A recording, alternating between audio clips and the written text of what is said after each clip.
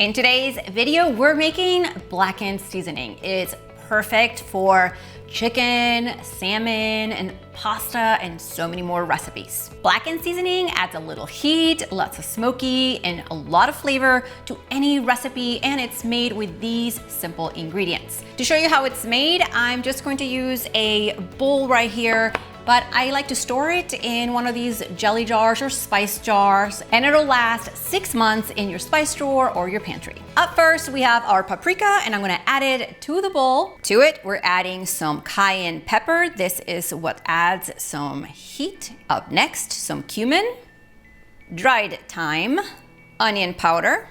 I use white pepper in my blackened seasoning because it's a little milder and sweeter than black pepper, but if you don't have it, just use black pepper. And salt. With a spoon, I'm simply going to combine my seasonings. And to store it, I'm just going to spoon it into a jar. I'm just gonna put a lid on it. And just like that, we have blackened seasoning, which is great to make epic dinner recipes. And speaking of those, make sure you hit that red subscribe button because I release a new video every week and lots of recipes with blackened seasoning right below this video. See you next time.